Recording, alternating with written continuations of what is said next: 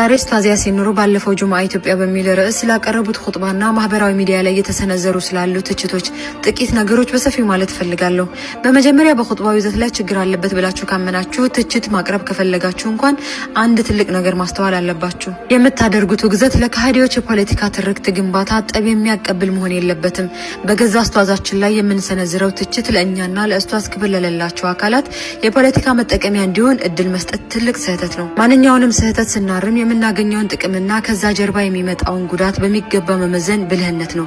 ለሌሎች የጥፋት አጀንዳ መንገድ የሚከፍት ትችት ሳይሆን ራስን መጉዳት ነው። በጣም የሚያሳዝነውና የሚያሳፍረው ደግሞ የኹጥባውን ሙሉ መልእክት ስለ ሙዚቃ ብቻ ተደርጎ ሲወራ መስማት እጅጉን ያሳዝናል። ወላሂ ነው የምላችሁ፣ እጅግ በጣም ያሳፍራል። በጣም ኹጥባው እጅግ ሰፊና ጥልቅ የሆኑ ነጥቦችን የያዘ ነበር። ኡስታዝ ያሲን ኑሩ ስለ አክሱም ሙስሊሞች መከራና ስቃይ፣ ስለ ሙስሊም ማህበረሰብ የሀገር ባለቤትነት፣ ስለ ታሪካዊ ድርሻችንና ስለ ማንነታችን እጅግ ረጅም ደቂቃዎችን ወስደው በዝርዝርና በቁጭት ተናግረዋል። ታዲያ ይህንን ሁሉ ጥልቅና አንገብጋቢ ሀሳብ ወደ ጎን ትተን በአንዲት ነጥብ ላይ ብቻ ተንጠልጥለን ኡስታዝን ለማጥላላት መሞከር ፍትሃዊነት የለውም። በነገራችን ላይ ኹጥባ ጊዜን ጠብቆ በየሳምንቱ ለኡማው ጠቃሚ ነገርን ማስተላለፍ ማስጠንቀቅ ነው። ኡማውን የሚያጠማ አጥፊ ጉዳይ ኢማሞች በሚንበሮቻቸው ላይ ካላወገዙት ማን እንዲያወግዝልን ፈልጋችሁ ነው? ወይ እናንተ የተረዳችሁበት ኹጥባ ማለት ለእናንተ ምን ማለት ነው? አለአየት ሐል እርስ በእርስ ስንተራረም ለሌሎቹ መሳለቂያ ሳይሆን ለኡማው አንድነት የሚበጅ መንገድ መምረጥ ይኖርብናል። ለማንኛውም አንድ ቀን ፍትህ ለአክሱም ብላችሁ ድምጽ ያልሆናችሁ ሰዎች እዚህ ጋር መጥታችሁ ኡስታዝ ያሲን ኑሩን የመናገር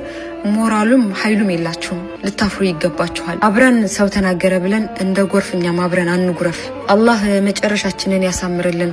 እውነቱን እውነት ሐሰትን ደግሞ ሐሰት አድርጎ ያስመልክተን። ሌላ